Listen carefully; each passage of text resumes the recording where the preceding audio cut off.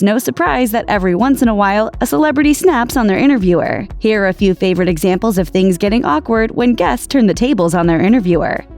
During a Save Our Schools rally in defense of public education, a reporter from libertarian outlet Reason TV asked Matt Damon, whose mother, a teacher, was standing right next to him, a pointed question about teachers and tenure. It was a setup to an argument that Damon didn't want to have. It's like saying a teacher is going to get lazy when they have tenure. A teacher wants to teach.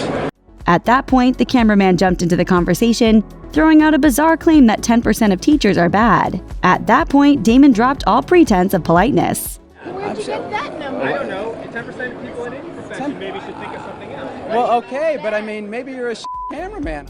Solange was 7 years into her music career when she was introduced with 2 references to her very famous older sister on a Las Vegas Fox affiliate, and characterized as someone who was just starting out instead of an experienced songwriter who'd been working since her teens. I have to say that was not a very professional introduction before. Please don't tie me into family and my brother-in-law's establishment. Solange wasn't just annoyed by the way she was introduced to viewers. She was also bothered by the way the pre-show talk had focused on her brother-in-law Jay-Z and his 40/40 club business. But since that conversation hadn't been broadcast, her protest made things extra confusing for the viewers and anchors both. That wasn't live, Solange. That wasn't on TV. Okay, well, whatever the case, we do apologize. We're glad that you're here with us this morning. There's a lesson to be learned in how the singer stayed composed during the call-out. Don't get mad, just make it awkward. Tony Danza didn't realize he was on the air via satellite when he began talking smack about a local news show. Sharing his misgivings about being sandwiched between murder and mayhem, he thought he was just talking to someone else in the room, not directly into the anchor's ear. It was terrible. Tony? I'm telling you, I just realized it because I'm hearing the news show in the background. Now, you always think that you're doing those good morning shows, but this is one of those news shows. The anchor tried to get his attention, but to no avail. Hilariously, Danza just kept ranting and sipping his coffee as the anchor sat back hearing every word. Never know when people are listening to what you're saying, Tony. When Danza and the anchor finally connected, the actor stuck by his comments, characterizing his own appearance as a puff piece between more depressing, serious news. Go ahead, all right. Well, you know, it's how I make my living, so, you know. No, listen, I'm not knocking you. living. I'm just saying you can't, just don't deny it. Please. Mel Gibson doesn't want to talk about his personal life. 4 years after a high-profile, profane arrest for drunk driving got him effectively blackballed from show business, Gibson gave an interview about his work-in-progress professional comeback. It didn't end well. The anchor asked Gibson if he thought he was a different person after the events of the years before, and something about the question set the actor off. Instead of brushing it all off, Gibson made the interview into a drawn-out confrontation. Okay, so that's almost 4 years ago, dude. I mean, I've moved on. I guess you haven't. Using exaggerated, clownish facial expressions, Gibson made it clear that his anti-Semitic rant was the last thing he wanted to talk about. And just in case his anger wasn't obvious, he ended the interview with an insult. Bye-bye. Ass. In June 2017, Mariah Carey's former fiancé, billionaire James Packer, was being sought by Israeli police for questioning. Authorities were looking into gifts that may have been illegally provided by Carey's fiancé to the Israeli Prime Minister. That same month, Carey was in Israel to promote a skincare line when a reporter decided to interrogate her about her ex's whereabouts. Taking a chilled-out approach, Carey deflected every question. The interviewer asked her to recall aspects of a dinner she'd had with her husband and the Prime Minister, and all she could really think about in the moment was the food. They had some food there that was just pretty good. I mean, you know. Whether Carey was covering for her boyfriend or just didn't care, the interviewer was left completely stonewalled. The closest clue he got was that the man he was looking for was, quote, somewhere doing something. I don't know where the is. How am I supposed to know? Media types are always trying to tie celebrities to the news of the day, and sometimes those celebrities couldn't care less. Emma Thompson let her royal wedding fatigue show during an interview with Sky TV, shutting down an interviewer who would not stop asking about Prince Harry and Meghan Markle. Not a single thought in my head about it to share with you. I'm so sorry. It doesn't occur to me. But her interviewer wouldn't drop the subject, asking Thompson if she had any well wishes for the prince and the suit star on their big day. The insistent line of questioning left the actress visibly irritated. Really, I have nothing to say about it. Really? Really. You wish them well? Obviously, yes, but I don't know them. It's a frustrating interaction to watch, because she couldn't have been more clear in her opinion. It's a minute of life nobody involved will ever get back. Stop it. Just stop it, okay? Stop wasting my time.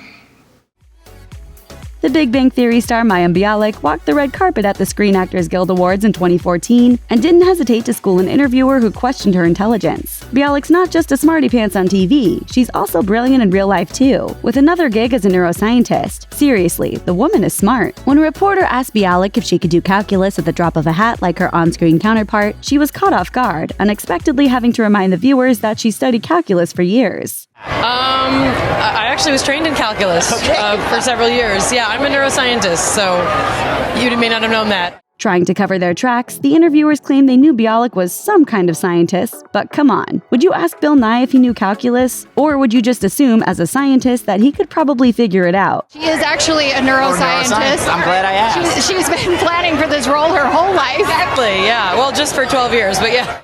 At the 2016 Golden Globes, Jennifer Lawrence brought down a world of criticism on herself when she called out a reporter for looking at his phone while speaking to her. How do you see yourself for the Oscars? You can't live your whole life behind your phone, bro. Huh? You're just not gonna, we can't do that. You gotta live in the now. Oh, sorry. The reporter apologized and tried to continue his question, asking the actress how she felt about her chances for Oscar night. Instead of answering the question, which she misunderstood, she chastised the interviewer, thinking he was asking about the current award show rather than a future one. We're at the Golden Globes. If you put your phone down, you'd know that.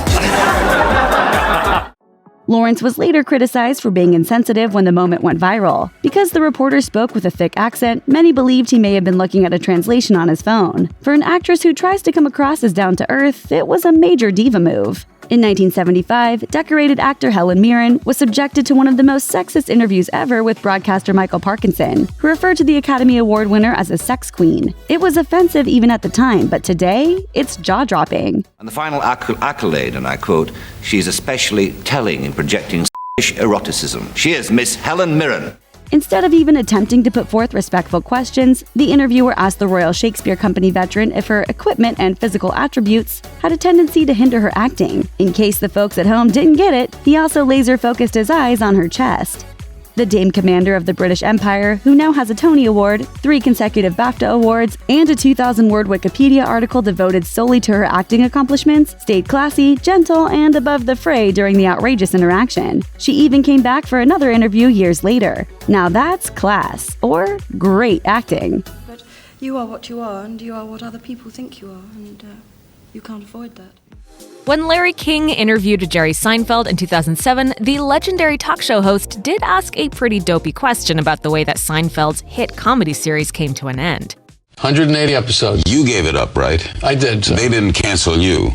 You canceled them. But Seinfeld's reaction may have been a bit over the top and rude, all things considered. First, he acted incredulous that King could even ask such a question. You're not aware of this? Then he began laying into King, questioning his professionalism and preparedness. You think I got canceled? Are you under the impression that I got canceled? Have I hurt you, Jerry? I thought that was pretty well documented. Is this still CNN? If that wasn't awkward enough, Seinfeld then went on to boast about his pop culture relevance and boost his own ego in the process. I went off the air. I was the #1 show on television, Larry. Do you know who I am? 75 million viewers. Last episode. After that, King tried to calm Seinfeld down, but the funny man had no humor about the host's confusion. Well, that's the big difference between being canceled and being #1. To top it all off, even after Larry King apologized for the gaffe, Seinfeld still attacked his intelligence. B-movie opens. Can we get a resume in here for me? B-movie opens tomorrow. Perhaps it's appropriate that Seinfeld was promoting his B-movie at the time because those comments sure do sting. In Legend, Tom Hardy portrayed bisexual gangster twins Ronnie and Reggie Kay, but while he was promoting the film at the Toronto International Film Festival, he didn't appreciate the subject of his own personal preferences coming up. One reporter contrasted his character Ronnie, who's very open about his sexuality, with Hardy's real-life persona, which he said is a bit more closed off, and things went right off the rails. Do you find it hard for celebrities to talk to media about their sexuality?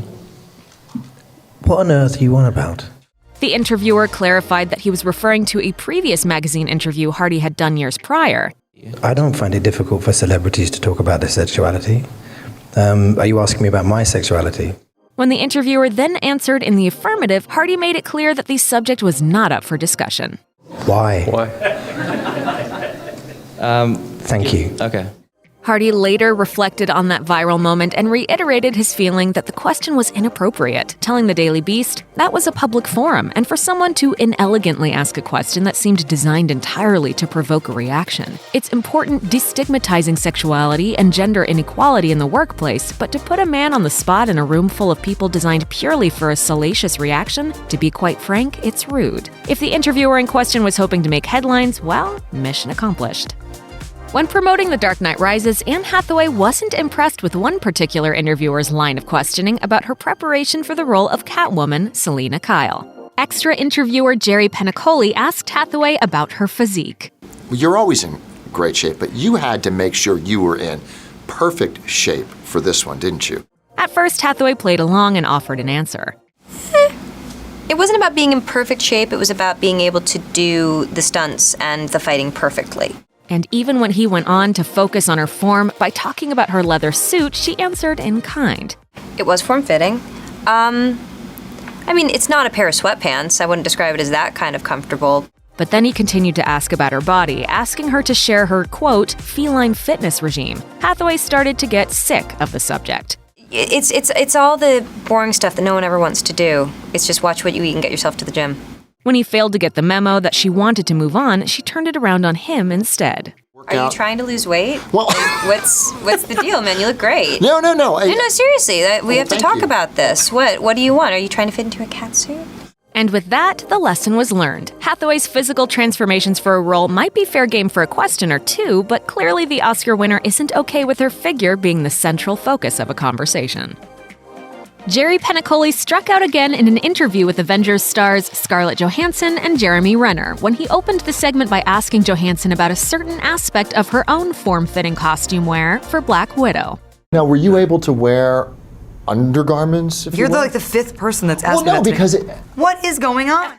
Right away, Johansson made it clear she found the question to be both odd and offensive. Since when did people start asking each other in interviews about their underwear? Rather than just change the subject, however, Penacoli stuck with it. Because it is such a skin tight. But ScarJo didn't even let him finish the sentence before shutting him down. I'll leave it up to your imagination. Oh, see? Okay? Is that... Whatever you feel like I should be wearing or not wearing under that costume. Apparently, that dismissal wasn't clear enough, however, so Penacoli kept right on talking about it. Is it inappropriate? To ask somebody what kind of underpants they wear? I didn't ask you what kind. You just asked me if I was wearing any.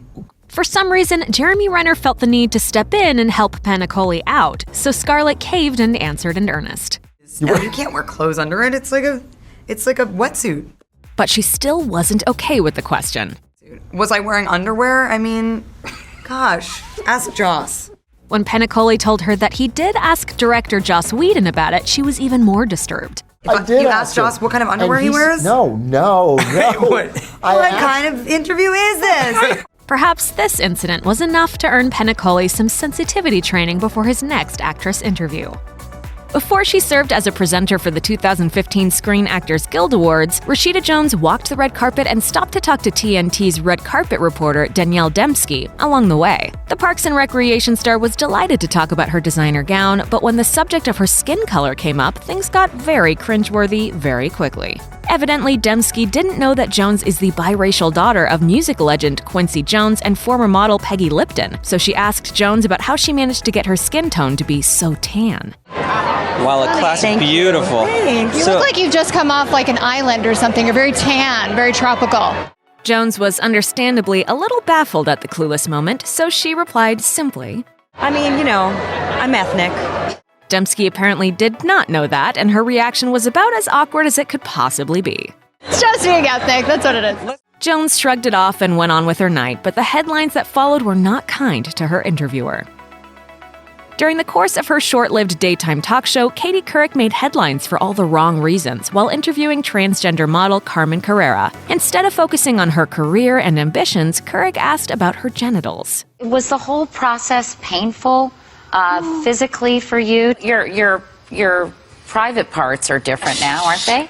Carrera then told her that she'd prefer not to talk about such a personal topic and that she'd rather talk about work. But Orange is the New Black star Laverne Cox stepped in to school Couric on etiquette. I think that the preoccupation with transition and with surgery objectifies trans people, and then we don't get to really deal with the real lived experiences. Cox then went on to talk about the realities that often go undiscussed about the transgender community, including discrimination, violence, and employment concerns they may face on a regular basis. When we focus on transition, we don't actually get to talk about those things.